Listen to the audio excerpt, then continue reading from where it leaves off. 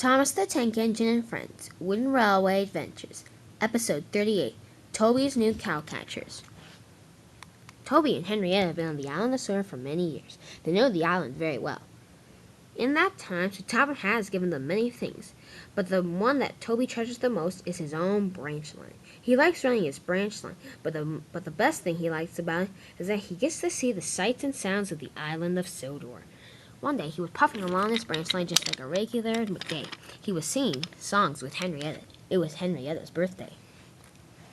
Toby came to where the turntable was, and there was Bertie. "Hi, Bertie," said Toby.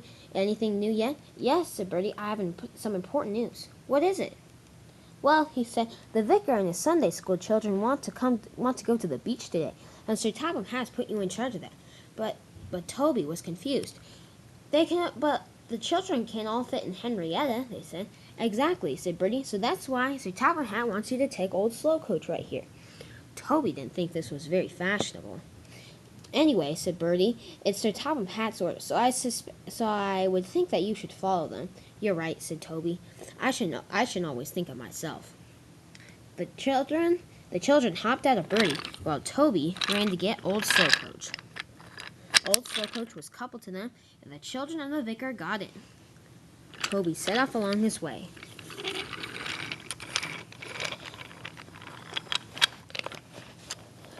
Even though they had an extra coach, old Slow Coach, Toby and Henrietta still had a wonderful time, but trouble was about to strike. Thomas had just returned from the works, having trouble with some trucks, and so James was pushing him on a freight car. "Be careful," said Thomas. "I don't think I can get under that bridge right there." "Oh, it's all right," said James. "Nothing will happen." But unfortunately, something did. James came around the bend, and Thomas smacked into the bridge so hard that the bridge fell over. "Oh, no," said James. "This is really bad." "Yeah," said Thomas. "I think it is, too." "Oh," said James. "I better go get help." "Thomas, I'll leave you right here," he said. "I'll be right back." And he ran away as fast as he could. Thomas, however, wasn't so sure. "Oh," he said, "this doesn't look very good. An engine could come up over this bridge and not see that the top is off, and then they'll crash into this little area right here below. This isn't good," he said. "I hope I can warn an engine before it comes too close." Unfortunately, he didn't see Toby and Henrietta traveling down the line. Toby was enjoying his time. Just then, Thomas saw them. "Wait, guys," he said. "Don't go any farther." Toby didn't understand. "Hi, Thomas," said Toby. "Isn't it a wonderful day? Don't you agree?" "No," said Thomas. "Stop." "What do you mean?" asked Toby, but it was too late. Toby came up over the bridge, and suddenly he was dangling. "Oh," said Toby. "This isn't good. Help, help, help. Please, someone come help me." But Thomas couldn't. "I'm on a freight car," he said, "and I don't think Mike could get there in time either." Toby tried his best, but unfortunately the momentum of Henrietta and old Slow Coach pushed him off the side. Toby fell over, while Henrietta and old Slow Coach fell down the hill. The vicar and his children weren't hurt, and neither were Henrietta and old Slow Coach. James arrived. "Oh no," he said. "I just created a horrible accident." "Indeed you have," said Toby. Toby was unhurt, but he felt very embarrassed. Some trucks were in the yard, and they had seen Toby fall off. They thought it was very funny to tease him. They laughed and laughed. Boko came into the yard and banged them hard.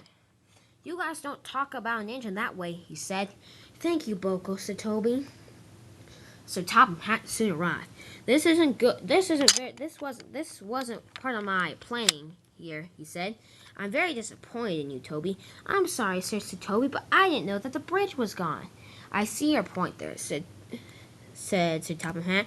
"But you look fine, but your cowcatchers in the front are dented heavily. Your branch line only allows engines with cowcatchers and side plates to travel along them.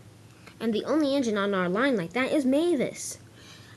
"You're right," said Sir Topham Hatt, "and so you'll have to go to the works while Mavis pulls Henrietta." Toby didn't think this was very funny, but the other engines did.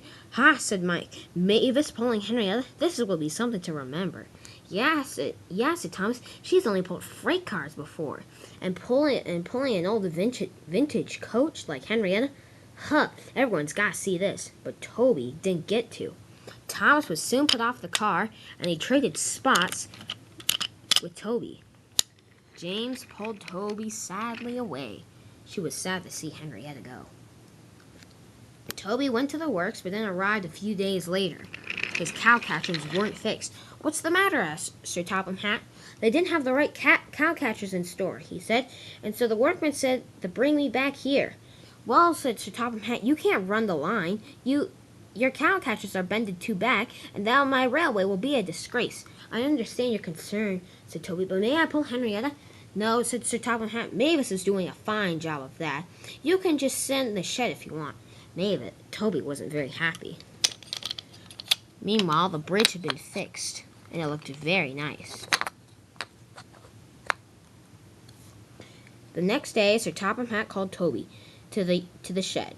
He spoke to him severely. "Toby," he said, "I want you to stay in the shed today. Your cowcatchers are bended badly, and if you go around Sodor, people will laugh at my railway. I don't want that."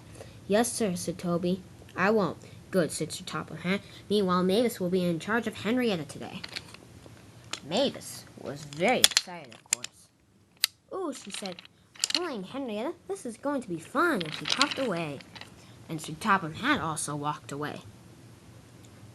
Toby was very sad to see Henrietta go. He didn't want to leave her out of her sight. "What if something happens?" he said. "Oh, I'd better go after Mavis." Mavis, meanwhile, was having the time of her life. "Whee," she said, "pulling coaches is so much fun."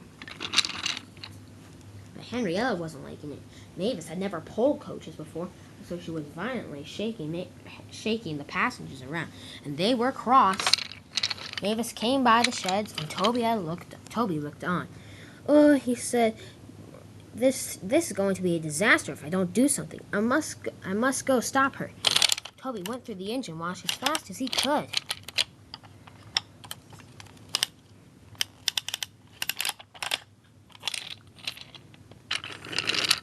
Just then, Mavis trundled by.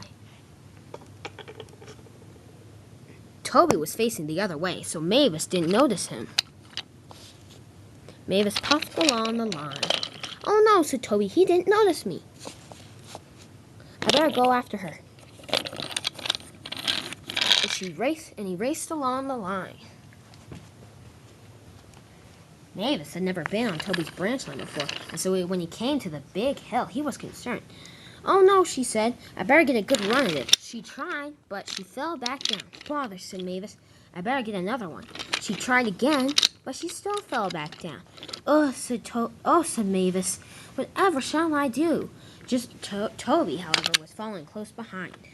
Just then, he realized something. His cowcatchers were skidding along the track, and they were being ripped from him. "Oh no," said Toby. That means he couldn't stop. Mavis ran down the hill so fast that Toby came along, and he crashed off the side. "Oh no," said Toby, "this is terrible." And it was. Sir Topham Hatt arrived and was furious. "Mavis," he said, "I'm very disappointed." "Toby," he said, "I'm very disappointed. I told you to stay in the shed." "I'm sorry, sir," he said, "but curiosity got the best of me." "I can see," said Sir Topham Hatt. But I got a call that they have the right part in store." "Oh, thank you, sir," said Toby, and he has never been very silly ever again.